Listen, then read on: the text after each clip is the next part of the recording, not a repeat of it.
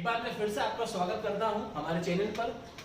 आज हम basic mathematics का पार्ट 4 का जो हमारा बचा हुआ भाग था वो पढ़ेंगे। जैसा मैं आपको इसके पिछले वीडियो में बता चुका हूं कि हम इस वाले वीडियो में सबसे पहले पास्कल त्रिभुज के बारे में पढ़ेंगे। अब पास्कल त्रिभुज क्या होता है एक बार देखते हैं। सबसे पहले आपको लिखना है यहाँ पे 1, उसके बाद यहां भी लिखना है 1, यहां भी लिखना है 1, फिर आपको यहां भी 1 लिखना है और यहां भी 1 लिखना है, फिर आपको यहां भी 1 लिखना है, यहां भी 1 लिखना है, फिर आपको यहां भी 1 लिखना है और यहां भी 1 लिखना है। इस प्रकार से ये पास्कल त्रिभुज कभी खत्म नहीं होता, लेकिन अभी ये पूरा नहीं हुआ है। एक बार देखते हैं। अब आपको क्या करना है, इन दोनों को जोड़ना है इस वाली लाइन में। ध्यान रखना, इन दोनों को जोड़ना है इस वाली लाइन में। तो कितना हो जाएगा ये 2।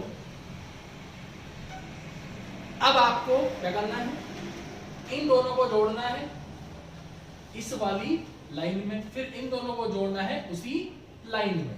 तो कितना हो जाएगा 3, कितना हो जाएगा 3। अब आपको क्या करना है, इसी प्रकार इन दोनों को जोड़ना है नीचे की लाइन में। तो ये कितना हो गया 4, इसको जोड़ना है नीचे की लाइन में, कितना हो गया 6, इसको जोड़ना है नीचे की लाइन में, कितना हो गया 4। तो इस प्रकार ये पास्कल त्रिभुज कभी खत्म नहीं होता। अब अगर आप a प्लस बी का होल स्क्वायर बनाना चाहते हैं तो आपको ये वाली लाइन काम में लेनी होगी, और अगर आप a प्लस बी की या a प्लस बी का होल क्यूब बनाना चाहते हैं तो आपको ये वाली लाइन काम में लेनी होगी, और अगर आप a प्लस बी की पावर 4 बनाना चाहते हैं तो आपको ये वाली लाइन को काम में लेनी होगी। तो फिलहाल हमारे 2 चीजें काम आएगी। अगर हम a प्लस बी का होल स्क्वायर बनाते हैं तो हमें याद रखना है कि हमें काम में किसको लेना है, 1, 2, 1 को। अगर हम a प्लस बी का होल क्यूब बनाते हैं तो आपको याद रखना है कि हमें काम में लेना है 1, 3, 3 और 1 को। अब हम देखते हैं, हम a प्लस बी का होल स्क्वायर और a माइनस बी का होल स्क्वायर सीख चुके हैं। अब हम a प्लस बी का होल क्यूब देखते हैं।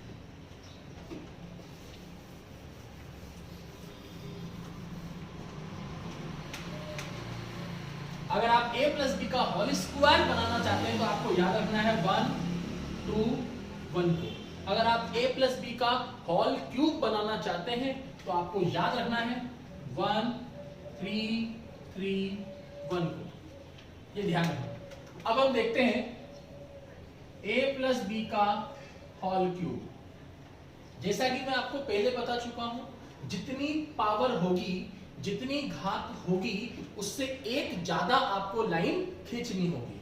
यहाँ पे घात कितनी है 3, तो आपको यहाँ पे 4 लाइन खींचनी है, 1, 2, 3 और 4। अब पहली लाइन में आपको लिखना है a, जो कि सबसे पहले है, और अंत वाली लाइन में आपको लिखना है b, और बीच की लाइनों में आपको दोनों को मिलाकर लिखना है, यानी ab, ab। यहां तक कोई दिक्कत? अब देखते हैं आगे। अब आपको घातों को इनके ऊपर लगाना है। अब किस प्रकार से घातों को लगाते हैं वो ध्यान देना। सबसे पहले यहाँ पे घात कितनी है टोटल 3, तो a के ऊपर लगा दो 3 घात। अब आपको a के ऊपर की घातों को एक एक कम करना है। जैसे यहाँ पे 3 है तो 1 कम करूंगा तो यहाँ पे कितनी आएगी 2, फिर 1 कम करूंगा तो यहाँ पे कितनी आएगी 1। हो गया यहाँ तक कोई दिक्कत? अब b पे कितनी लगानी है आपको घात 3, जो कहां से स्टार्ट होगी, अंत से। तो यहाँ पे हम घात लगाते हैं 3। अब जैसे ही मैंने b पे घात लगाई 3, तो यहां भी आपको अब एक एक कम करना है, लेकिन आगे की ओर नहीं, पीछे की ओर। जैसे b की पावर है 3, तो 1 कम करने पर आएगा 2, फिर 1 कम करने पर आएगा 1।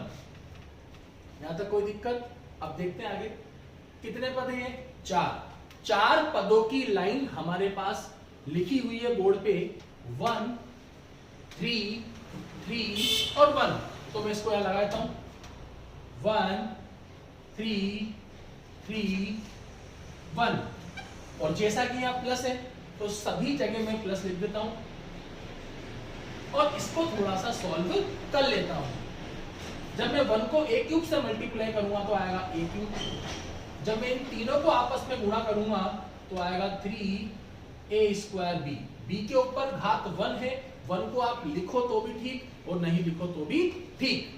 उसके बाद प्लस 3ab स्क्वायर। अब आप ये मत पूछना सर ये 1 कहां चला गया।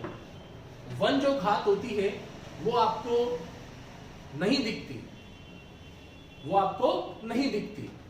इसका मतलब आप ये मत समझना कि उसके ऊपर घात नहीं है, नहीं दिखती इसका मतलब उसके ऊपर घात कितनी होगी 1।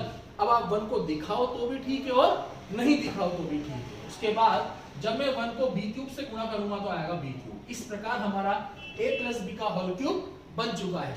अब हम देखते हैं a माइनस b का होल क्यूब। इसके लिए भी आपको घात कितनी है 3, तो आपको 4 लाइनें यहाँ पे लिखनी है 1 2 3 और 4। सबसे पहले कौन है a, उसके बाद कौन है b जो मैं लिखूंगा अंत में।